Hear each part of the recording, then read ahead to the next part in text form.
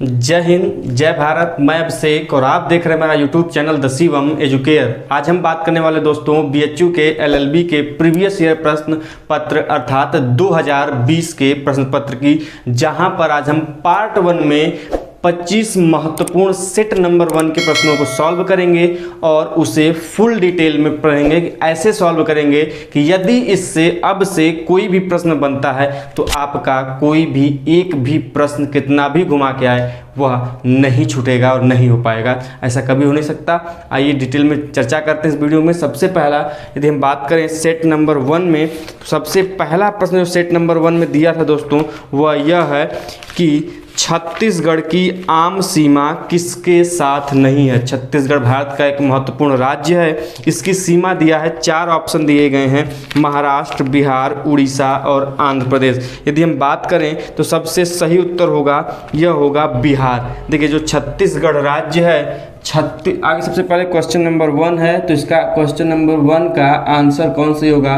Question number 2 इसका सही होगा। बात किसकी कर रहा है दोस्तों? बात कर रहा है छत्तीसगढ़ की। ध्यान देंगे जो छत्तीसगढ़ है इसकी सीमा कई राज्यों से लगती है, बिहार को छोड़ के। ध्यान रखेंगे। यदि हम बात करें किससे किससे लगती है, तो इसकी सीमा लगती है झारखंड से। साथ में किससे लगती है? इसकी सीमा लगती है एमपी अर्थात मध्य प्रदेश, उत्तर प्रदेश से, उड़ीसा से, साथ में लगती है आपके महाराष्ट्र से, और लगता है दक्षिण भारत में ये किससे? तेलंगाना और आंध्र प्रदेश से। इतने देश राज्यों से आपके छत्तीसगढ़ की सीमा लगती है, जिसमें से बिहार नहीं है। इसलिए ऑप्शन नंबर 2 सही होगा कि छत्तीसगढ़ की आम सीमा किसके साथ नहीं लगती? बिहार के साथ नहीं लगती।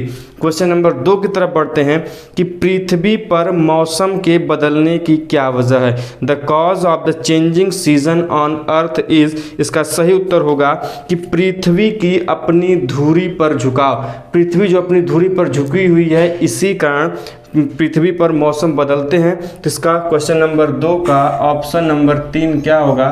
यह बिल्कुल सही होगा। और यदि हम बात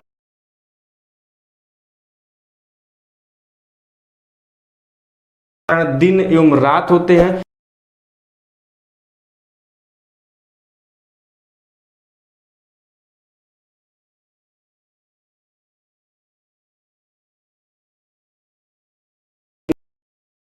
रात्रि के सूर्य की भूमि कहा जाता है किसे?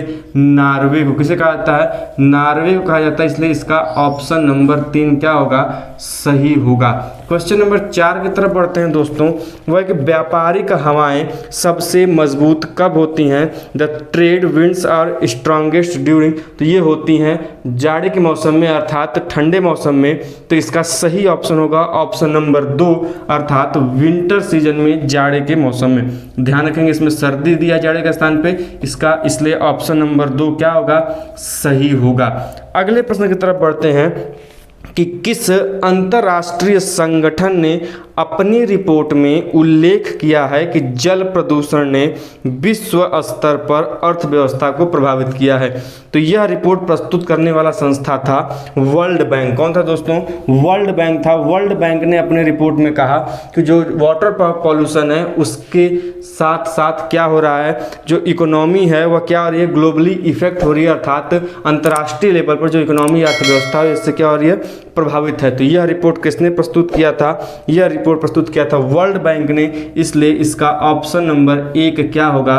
सही होगा, वर्ल्ड बैंक। अगले प्रश्न की तरफ बढ़ते हैं, क्वेश्चन नंबर 6 की तरफ कि कौन सा हार्मोन मनुष्य में भूख को उत्तेजित करता है? तो वह हार्मोन है कौन सा? टेस्टोस्टेरोन। टेस्टोस्टेरोन हार्मोन क्या करता है? भूख को उत्तेजित करता है मनुष्यों में। इसका ऑप्शन नंबर 4 क्या होगा दोस्तों? सही होगा। कभी कभी एक और ऑप्शन दिया है इंसुलिन। इंसुलिन क्या है? पूछ देता है कभी कभी कि इंसुलिन कब उपयोग में लाया जाता है, या फिर इंसुलिन की कमी से कौन सा रोग होता है दोस्तों? तो इंसुलिन की कमी से होता है रोग कौन सा? मधुमेह या फिर डायबिटीज। अगले प्रश्न की तरफ बढ़ते हैं, क्वेश्चन नंबर 7 के तरफ। क्वेश्चन नंबर 7 है कि विटामिन सी क्या है? तो विटामिन सी का रासायनिक नाम एस्कॉर्बिक एसिड भी होता है, तो ध्यान रखेंगे इसका ऑप्शन नंबर 1 जो है एस्कॉर्बिक एसिड, यह क्या होगा? यह बिल्कुल सही होगा। और यहाँ पर एक फार्मिक एसिड भी चौथा ऑप्शन है। देखिए जो फार्मिक एसिड है, जब कोई चींटी या फिर जो पीले रंग के भौरे इत्यादि होते हैं वो काटते थे, जो हमें जलन होता है, यह इसी फार्मिक एसिड के कारण होता है। तो कभी कभी पूछ दिया जाता है कि चींटियों के काटने से जो जलन होती है वह किसके कारण होती है? तो वह फार्मिक एसिड के कारण होती है, ध्यान रखेंगे। अगले प्रश्न की तरफ बढ़ते हैं। क्वेश्चन नंबर 8 की टेबल शुगर क्या है? टेबल शुगर को हम किस नाम से जानते हैं? ग्लूकोज, सुक्रोज, माल्टोज या फिर लैक्टोज।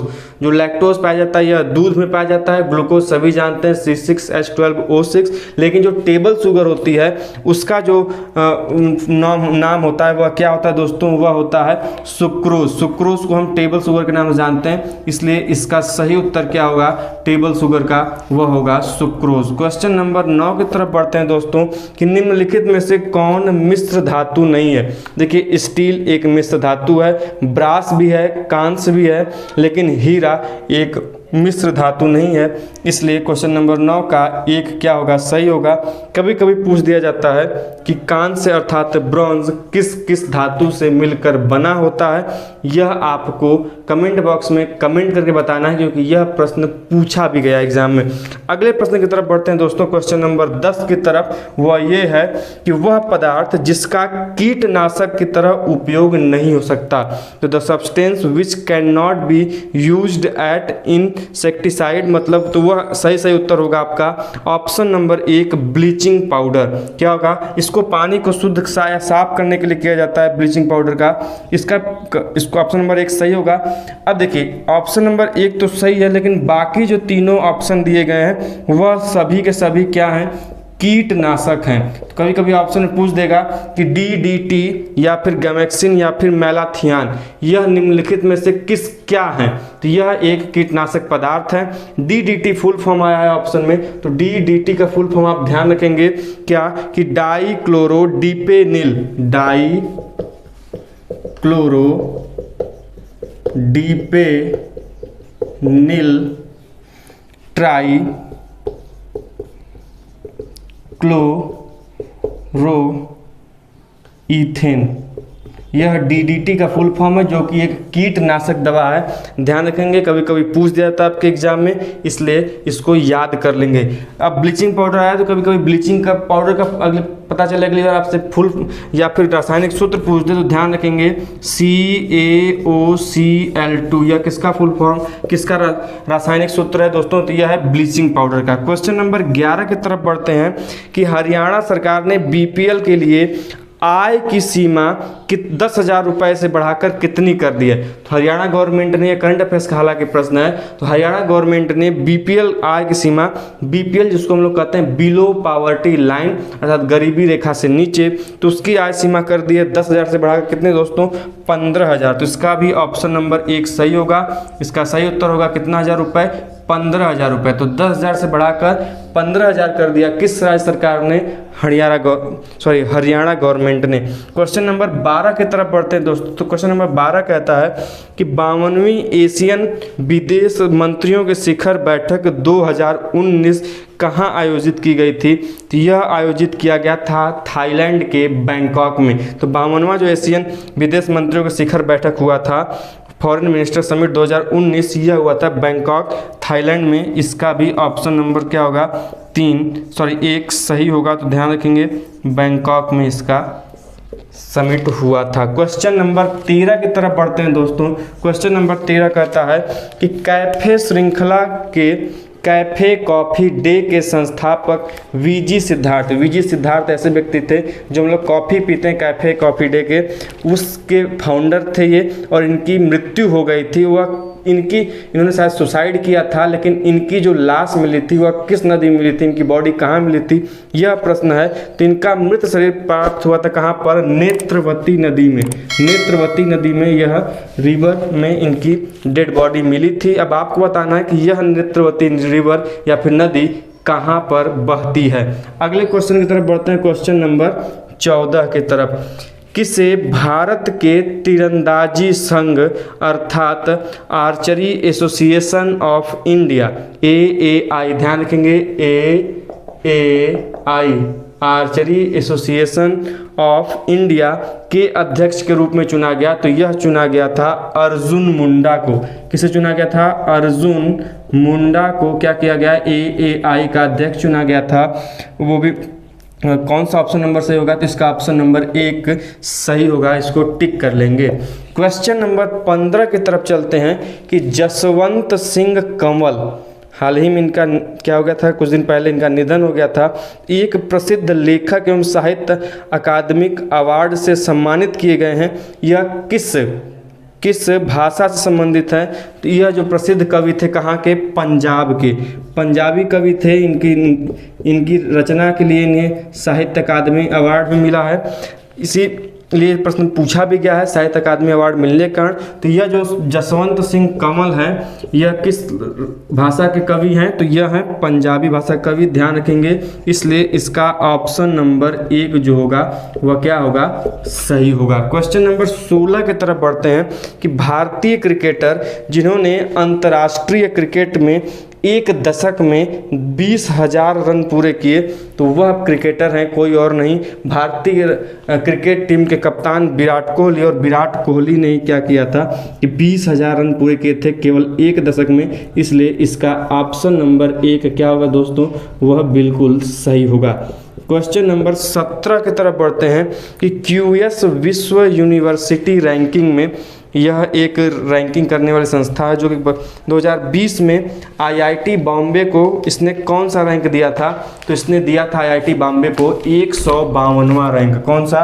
152वां रैंक दिया था। इसलिए इसका ऑप्शन नंबर 1 सही होगा और उत्तर होगा 152वां रैंक, 152 रैंक पे दिया था।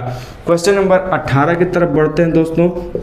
क्वेश्चन नंबर 18 है कि निम्नलिखित में से किस बैंक ने अपने सर्वेक्षण में संकेत दिया कि भारतीय किसान परिवार के बीच आय असमानता लगातार बढ़ रही है? तो यह किसने संकेत दिए थे? तो यह दिया था नाबार्ड ने। किसने दिया था दोस्तों? नाबार्ड ने। इसलिए इसका ऑप्शन नंबर 1 क्या होगा? बिल्कुल सही होगा। नाबार्ड ने यह संकेत दिए थे कि भारतीय किसान परिवारों के बीच जो आय की असमानता है यह लगातार क्या हो रही है? बढ़ रही है। क्वेश्चन नंबर 19 की तरफ बढ़ते हैं कि स्वदेशी एंटी टैंक मिसाइल अर्थात इंडिजीनियस एंटी टैंक मिसाइल जिसका 3 बार सफलतापूर्वक परीक्षण किया गया था उसका नाम क्या है? तो उसका नाम था नाग मिसाइल। कौन सा था दोस्तों? नाग मिसाइल। तो इसलिए ध्यान रखेंगे। और यह नाग मिसाइल बनाया किसने था? DRDO द्वारा यह प्रक्षेपण किया गया 3 बार और तीनों बार उसको सफलता मिली। इसलिए प्रश्न पूछा गया आपसे। तो वह मिसाइल है एंटी टैंक मिसाइल, वह है नाग। अगले प्रश्न की तरफ बढ़ते हैं, क्वेश्चन नंबर 20 की तरफ कि कौन भारत के सर्वोच्च न्यायालय के उस पूर्व न्यायाधीश का नाम बताना है जिन्होंने फिजी, ध्यान रखेंगे, फिजी के शीर्ष न्यायालय में न्यायाधीश की शपथ ली। तो फिजी के सुप्रीम कोर्ट में जो शपथ ली है वो भारत के जज, वो कौन है? तो वह है भी ऑप्शन नंबर 1 सही होगा, न्यायमूर्ति मदन बी लोकूर। न्यायमूर्ति मदन बी लोकूर जो हैं वह क्या हैं?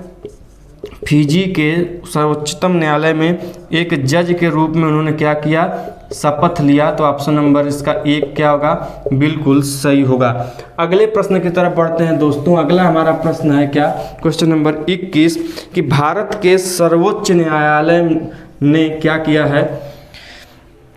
डिस्क जॉकी DJ सेवा को पूर्ण रूप से प्रतिबंध से बचाया है, जो कि किसके द्वारा लगाया? भारत के सर्वोच्च न्यायालय ने डिस्क जॉकी अर्थात DJ सेवा को पूर्ण प्रतिबंध से बचाया, जो कि किस उच्च न्यायालय द्वारा यह प्रतिबंध लगाया गया था यह पूछा है। तो इलाहाबाद हाई कोर्ट ने DJ के ऊपर पूर्ण रूप सेवा को क्या किया गया था? प्रतिबंधित कर दिया गया था। लेकिन सुप्रीम कोर्ट ने इसे क्या कर दिया? खारिज कर दिया gaya। तो वही ऑप्शन है, option number 1 Allahabad high court अर्थात प्रयाग हाई कोर्ट अब नाम से भी जान चुके। LLB के 2020 के पार्ट 2 में सॉल्यूशन की, जहां पर हमने पहले एपिसोड में कुल प्रमुख 20 प्रश्नों की चर्चा डिटेल में कर ली है और अब हम इस वीडियो में दोस्तों उसके आगे प्रश्नों को सॉल्व करेंगे। तो वीडियो को अंत तक देखें एवं पूरा देखें, क्योंकि हम इस वीडियो में मैक्सिमम प्रश्नों को डिटेल में सॉल्व करेंगे और ऐसे सॉल्व करेंगे कि अब से यदि इनसे कोई भी प्रश्न घुमा फिरा कर भी पूछे तो आपका कोई भी प्रश्न गलत ना हो। तो आइए आज की वीडियो शुरू करते हैं। क्वेश्चन नंबर 21 से हम शुरुआत करेंगे। हमने 20 प्रश्नों को सॉल्व कर लिया था। तो क्वेश्चन नंबर 21 जो हमारा है, जैसा कि आप देख पा रहे होंगे कि भारत के एससी अर्थात सुप्रीम कोर्ट अर्थात सर्वोच्च न्यायालय ने डिस्क जॉकी, जिसको हम लोग बोलते हैं डीजे, की सेवा को पूर्ण प्रतिबंध से बचाया। तो वह कौन सा उच्च न्यायालय था जिसने डीजे की सेवा के ऊपर पूर्ण प्रतिबंध लगाया? यह प्रश्न है आपका प्रश्न नंबर 21। तो यह जो डीजे के ऊपर पूर्ण प्रतिबंध लगाने वाले उस उच्च न्यायालय अर्थात हाई कोर्ट का नाम पूछा है दोस्तों, तो वह उच्च न्यायालय है कौन सा? तो वह उच्च न्यायालय है यूपी हाई कोर्ट अर्थात हम कह लें इलाहाबाद उच्च न्यायालय। तो इलाहाबाद उच्च न्यायालय क्या है? इसने डिस्क जॉकी अर्थात क्या कह लें डीजे के ऊपर पूर्ण प्रतिबंध लगाया था, जिसे सर्वोच्च न्यायालय ने क्या कर दिया? इसे पूर्ण प्रतिबंध से हटा दिया। तो 4 ऑप्शन थे, तो इसका ऑप्शन नंबर 1 21 का ऑप्शन नंबर 1 आपका क्या होगा? बिल्कुल सही होगा, इलाहाबाद उच्च न्यायालय, Allahabad high court. Question number 22 की तरफ बढ़ते हैं दोस्तों कि हड़प्पन स्थल धौलावीरा कहाँ स्थित है? क्वेश्चन नंबर 22 है हमारा हड़प्पन स्थल धौलावीरा। धौलावीरा हड़प्पा सभ्यता की एक प्रमुख पुरास्थल है, जो कि इसका स्थान पूछा है कहाँ पर स्थित है? तो दोस्तों यह स्थित है भारत के गुजरात राज्य में। कहाँ पर? यह भारत के गुजरात राज्य में स्थित है। और देखिए इसके हिसाब से तो ऑप्शन नंबर 1 आपका सही होगा, लेकिन इससे कुछ जुड़ी जानकारी जान लेते हैं जिससे आगे आने वाले समय में प्रश्न आपसे पूछा जा सकता है। देखिए धौलावीरा है, धौलावीरा एकमात्र ऐसा नगर है सिंधु घाटी सभ्यता का जिसमें नगरीय व्यवस्था के 3 चरण दिखाई देते हैं।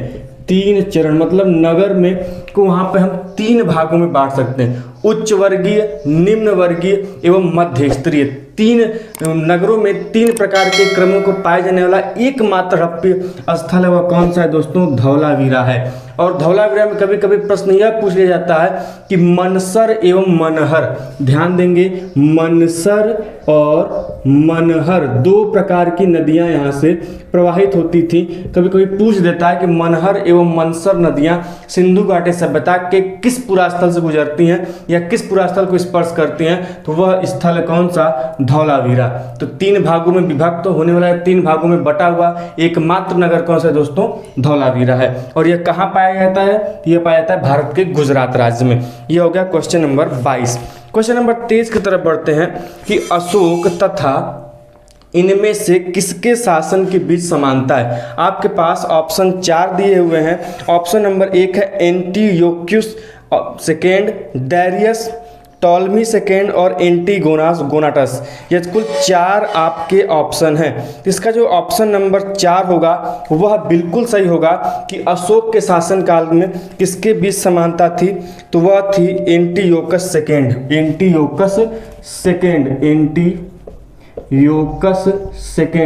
एंटीयोकस सेकेंड से समानता थी किसकी? आपके अशोक के शासनकाल में। अशोक के अभिलेखों से एंटीयोकस सेकेंड के हमें बारे में जानकारी मिलती है, इसलिए क्वेश्चन नंबर 23 का भी ऑप्शन नंबर 1 क्या होगा? बिल्कुल सही होगा। क्वेश्चन नंबर 21 का भी ऑप्शन नंबर 1 सही था, क्वेश्चन नंबर 22 का भी ऑप्शन नंबर 1 सही था, क्वेश्चन नंबर 23 का भी ऑप्शन नंबर 1 सही है। अब क्वेश्चन नंबर 24 की तरफ बढ़ते हैं।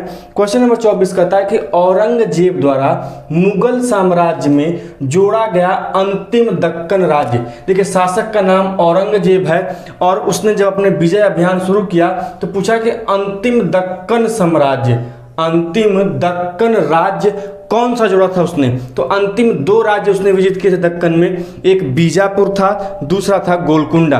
तो गोलकुंडा को उसने अंतिम में मिलाया था अपने राज्य में, साम्राज्य में। तो इसका ऑप्शन नंबर इसके हिसाब से कौन सही हो जाएगा?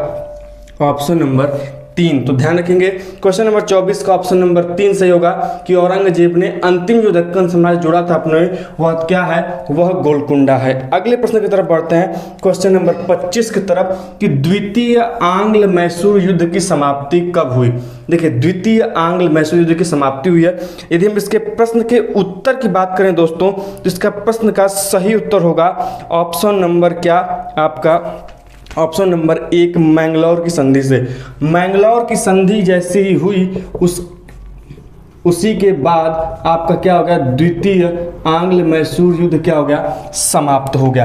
अब बात आया यहाँ पर आंग्ल मैसूर युद्ध की दोस्तों। तो कुल आंग्ल मैसूर युद्ध की बात करें तो भारतीय इतिहास में आंग्ल मैसूर युद्ध कुल 4 हुए दोस्तों। कितने हुए, आंग्ल मैसूर युद्ध कुल 4 हुए हैं। 4 आंग्ल मैसूर युद्ध हुए। कब कब इसको भी जान लेना आवश्यक है, जरूरी नहीं है कि चौथा या दूसरा ही, कोई भी एक पूछ सकता है। देखिए सबसे प्रथम की बात करें तो प्रथम आंग्ल मैसूर युद्ध हुआ था आपका 1767 से लेके 1769 तक। द्वितीय हुआ था आपका कब, इसको नोट करते हुए चलेंगे, द्वितीय हुआ था 1780 से लेके 1784 तक। वहीं पर तृतीय की बात करें तो तृतीय हुआ था दोस्तों आपका 1790 से लेके 1792 तक। और चतुर्थ अर्थात लास्ट हुआ था आपका कब, 1799। तो दोस्तों कुल 4 आंग्ल मैसूर युद्ध हुए थे। प्रथम 1767 से 1769 तक, द्वितीय हुआ था 1780 से 1784 तक, तृतीय हुआ था 1790 से 1792 तक और चतुर्थ हुआ था 1799 तक। तो कुल 4 आंग्ल मैसूर युद्ध हुए थे, ध्यान रखेंगे। अब यहाँ पर जो आपका प्रश्न पूछा है कि द्वितीय आंग्ल मैसूर युद्ध कब समाप्त हुआ, यह कब समाप्त हुआ, जब मैंगलोर की संधि अंग्रेजों एवं मराठों के बीच में हो गई, मैसूर के बीच में हो गई।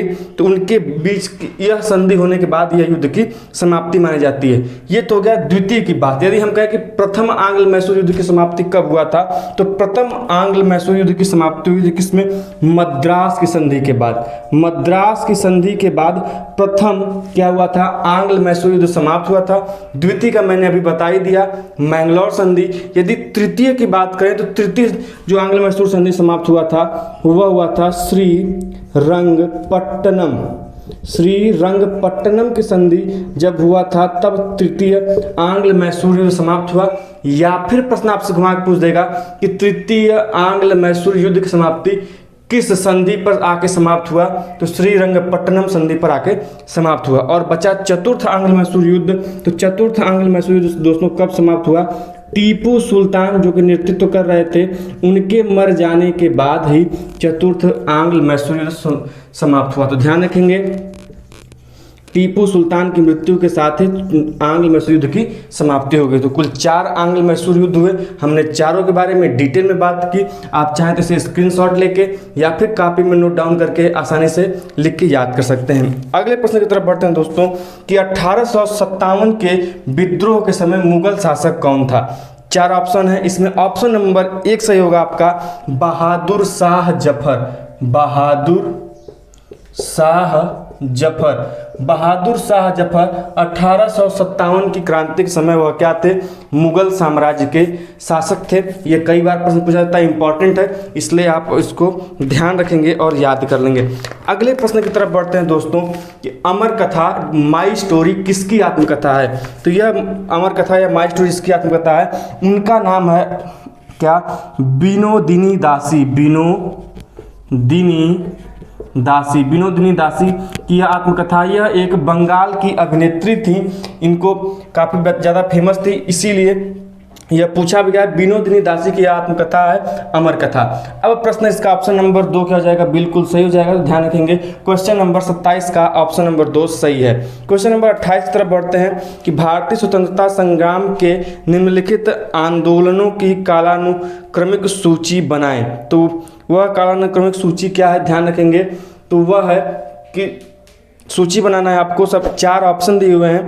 पहला असहयोग आंदोलन, दूसरा सविनय अवज्ञा आंदोलन, तीसरा चंपारण आंदोलन और चौथा भारत छोड़ो आंदोलन। तो इसके हिसाब से जब हम इसके कालानुक्रम को सेट करें तो सबसे पहले ध्यान रखेंगे चंपारण आंदोलन शुरुआत हुआ था महात्मा गांधी द्वारा। तो भारतीय स्वतंत्रता संग्राम में काफ़ी महत्वपूर्ण योगदान है। इसका ऑप्शन नंबर 3 आपका क्या जाएगा, बिल्कुल सही होगा। आपके पास ऑप्शन होंगे, सूची होगी, आप उनसे भी करेक्ट कर सकते हैं। क्वेश्चन नंबर 29 की तरफ चलते हैं कि किस गवर्नर जनरल ने भारतीय सिविल सेवाओं को प्रारंभ किया। तो गवर्नर जनरल जिसने भारतीय सिविल सेवाओं को प्रारंभ किया, आप हमारे इतिहास मॉडर्न हिस्ट्री के वीडियो में भी मैंने प्रश्न की चर्चा की थी, आप यहाँ पे मैं बता दे रहा हूँ। ऑप्शन नंबर 3 इसका सही होगा, लॉर्ड कॉर्नवालिस। लॉर्ड कॉर्नवालिस द्वारा भारत में क्या किया गया था कि भारतीय सिविल सेवाओं की शुरुआत की गई थी। भारतीय सिविल सेवाओं की शुरुआत करने वाला हुआ वायसराय कौन सा हो गया दोस्तों, लॉर्ड कॉर्नवालिस। ऑप्शन नंबर 3 इसका सही होगा। क्वेश्चन नंबर 30 की तरफ बढ़ते हैं कि आज़ादी के दीवाने संग्रहालय का उद्घाटन किस जगह हुआ। तो आज़ादी के दीवाने संग्रहालय का उद्घाटन, इसको लेकर थोड़ा सा कन्फ्यूजन है। मेरे हिसाब से यह प्रश्न होगा इसका ऑप्शन नंबर 2 सही होगा, लेकिन आप लोग इसको एक बार देख लेंगे और हमें कमेंट बॉक्स में कमेंट करके बताएंगे। तो आज़ादी के दीवाने संग्रहालय का उद्घाटन मेरे हिसाब से रानी लक्ष्मी का जो जन्मस्थल है वह ऑप्शन नंबर 2 इसका सही होना चाहिए, लेकिन मुझे कन्फ्यूजन है, इसके लिए क्लियर नहीं है। तो आप भी एक बार देख के कमेंट बॉक्स में कमेंट कर सकते हैं। अगले प्रश्न की तरफ बढ़ते हैं कि भारतीय राज्य व्यवस्था में निम्न में से सर्वोच्च कौन है। तो भारतीय राज्य व्यवस्था में सर्वोच्च कौन है, देखिए 4 ऑप्शन है आपके पास। सुप्रीम कोर्ट सर्वोच्च है, संविधान सर्वोच्च है, पार्लियामेंट सर्वोच्च है, अर्थात संसद की धर्म। देखिए सबसे सर्वोच्च हमारे देश में जनता, फिर संविधान, फिर अन्य चीजें आती हैं। जनता नहीं है यहाँ पे, संविधान है। तो संविधान ऑप्शन नंबर 2 इसका क्या होगा, कॉन्स्टिट्यूशन सही होगा। तो भारतीय राज्य व्यवस्था में संविधान को सबसे ऊपर दर्जा दिया गया है, तो ध्यान रखेंगे ऑप्शन नंबर 2 इसका सही है। क्वेश्चन नंबर 32 की तरफ बढ़ते हैं कि निम्न में से कौन एक संवैधानिक निकाय नहीं है, कॉन्स्टिट्यूशनल बॉडी नहीं है। देखिए संघ लोक सेवा आयोग, उसका भी प्रावधान हमारे संविधान में है। राज्य लोक सेवा आयोग वह भी है। वित्त आयोग, उसका भी प्रावधान हमारे संविधान में है। लेकिन जो नीति आयोग है, अर्थात जिसको योजना आयोग को बदल कर जो नीति आयोग किया गया है, उसका प्रावधान हमारे संविधान में नहीं है। इसलिए यह जो नीति आयोग है, ऑप्शन नंबर जो 4 है नीति आयोग, वह एक संवैधानिक निकाय नहीं है। दोस्तों ध्यान रखेंगे, कभी कभी पूछ देता है कि नीति आयोग का अध्यक्ष कौन होता है। तो नीति आयोग के अध्यक्ष होते हैं दोस्तों कौन, तत्कालीन जो प्रधानमंत्री होते हैं, मैक्सिमम वही नीति आयोग के अध्यक्ष माने जाते हैं। तो इस समय पूछ दे दिया आपसे कि नीति आयोग के वर्तमान अध्यक्ष कौन, तो प्रधानमंत्री नरेंद्र मोदी। अगले प्रश्न की तरफ बढ़ते हैं कि भारत के संसद में होते हैं, 4 ऑप्शन दिया है कि कौन कौन होते हैं, ये आपको बताना है। देखिए भारतीय संसद का निर्माण 3 प्रमुख अंगों से होता है, लोकसभा, राज्यसभा और राष्ट्रपति। यह 3 अंग मिलकर भारत में संसद का निर्माण करते हैं। तो इसमें से आपको कूट मिलाना है, ऑप्शन मिलाना है, तो राष्ट्रपति होगा, लोकसभा होगा और राज्यसभा होगा। तो ऑप्शन नंबर क्या होना चाहिए, A, B, C। Option number 1 इसका बिल्कुल सही होगा। किसमें क्या क्या, तो राष्ट्रपति, लोकसभा और प्लस राज्यसभा, इन्हीं से मिलकर सही होता है। तो इसका ऑप्शन नंबर 1 बिल्कुल सही होगा। क्वेश्चन नंबर दोस्तों 34 की तरफ बढ़ते हैं। क्वेश्चन नंबर 34 कहता है भारत के संसद की लोक लेखा समिति के अध्यक्ष को कौन मनोनीत करता है। तो भारत संसद की लोक लेखा समिति को अध्यक्ष को मनोनीत करता है कौन दोस्तों, तो वह करता है लोकसभा का अध्यक्ष। लोकसभा अध्यक्ष क्या करता है, लोक लेखा समिति को अध्यक्ष को क्या करता है, मनोनीत करता है। अब प्रश्न आपसे यह है दोस्तों कि भारतीय लोक लेखा समिति में जो संसद की एक महत्वपूर्ण समिति है, इसमें सदस्यों की संख्या कुल कितनी होती है, इसको आपको कमेंट बॉक्स में कमेंट करके बताना है। अगले प्रश्न की तरफ बढ़ते हैं, क्वेश्चन नंबर 36 की तरफ। क्वेश्चन नंबर 36 क्या कहता है कि निम्न में से संसद के दोनों सदनों की संयुक्त बैठक की अध्यक्षता कौन करेगा। देखिए दोस्तों, जब किसी बात को लेकर विवाद हो जाए लोकसभा एवं राज्यसभा में, तो उस समय राष्ट्रपति दोनों सदनों को बुलाता है। तो उस समय ध्यान रखेंगे, दोनों सदनों को बुलाने का कार्य कौन करेगा, राष्ट्रपति करेगा, लेकिन उसकी अध्यक्षता कौन करेगा, उसकी अध्यक्षता करेगा कौन, लोकसभा का अध्यक्ष। बुलाने का कार्य राष्ट्रपति का, अध्यक्षता का कार्य कौन दोस्तों, लोकसभा का अध्यक्ष। और किस अनुच्छेद के तहत बुलाया जाता है, तो अनुच्छेद 108 के तहत। तो ध्यान रखेंगे इसका ऑप्शन नंबर 1 क्या हो जाएगा, सही हो जाएगा, लोकसभा का अध्यक्ष।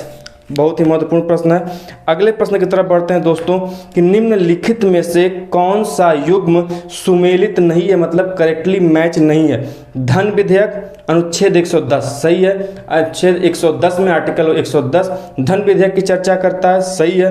राज्यों में राष्ट्रपति शासन आर्टिकल 356 के अनुसार लगता है, ये भी बिल्कुल सही है। न्यायिक पुनर्विलोकन 243 में है, यह गलत है। और समान नागरिक संहिता मतलब यूनिफॉर्म सिविल कोड अनुच्छेद 44 में है, यह भी सही है।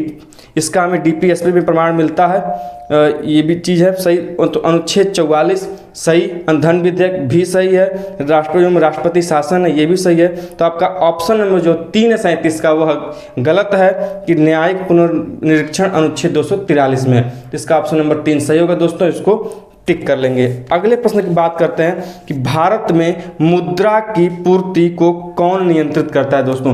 तो भारत में मुद्रा को नियंत्रित करने को या पूर्ति को नियंत्रित करने का कार्य करता है कौन, मेन सबसे अधिक महत्वपूर्ण बैंकों पर निगरानी करने वाला एवं भारतीय अर्थव्यवस्था को कंट्रोल करने वाला भारतीय रिजर्व बैंक, जिसकी स्थापना 1935 में किया गया था। तो रिजर्व बैंक ऑफ इंडिया, इसका ऑप्शन नंबर 1 क्या होगा, बिल्कुल सही होगा। क्वेश्चन नंबर 39 की तरफ चलते हैं। 39 कहता है कि भारतीय संविधान में की प्रस्तावना में वर्णित निम्नलिखित शब्दों का सही क्रम क्या होगा। यदि आपको प्रस्तावना याद होगा तभी इस प्रश्न को सही से कर पाएंगे, अन्यथा आप गलत करके आएंगे। देखिए सबसे पहला वर्ड है प्रभुत्व संपन्न समाजवादी पंथ निरपेक्ष लोकतंत्रात्मक गणराज्य। यह जो ऑप्शन नंबर 1 है यह बिल्कुल सही होगा कि प्रभुत्व संपन्न समाजवादी पंथ निरपेक्ष लोकतंत्रात्मक गणराज्य, इसका ऑप्शन नंबर 1 सही है। क्वेश्चन नंबर 40 की तरफ बढ़ते हैं कि सरकार को धन उगाहने और खर्च करने के लिए अधिगृहित करने वाले विधेयक को क्या कहा जाता है। तो वह विधेयक जो धन से संबंधित है, जिससे सरकार किसी चीज़ के ऊपर राशि खर्च करना चाहती है, यदि ऐसा बिल पेश करती है तो वह विधेयक कहा जाता है धन विधेयक अर्थात मनी बिल। तो इसका क्वेश्चन नंबर 40 का ऑप्शन नंबर जो 3 होगा दोस्तों वह सही होगा। तो हमने इस वीडियो के माध्यम से 21 से लेकर 40 तक के प्रश्नों को डिटेल में सॉल्व किया, उनके जानने का प्रयास किया। तो दोस्तों वीडियो कैसा लगा बिल्कुल कमेंट बॉक्स में बताएं, दोस्तों के साथ शेयर करना न भूलें। मिलते हैं नेक्स्ट वीडियो में, तब तक के लिए जय हिंद जय भारत।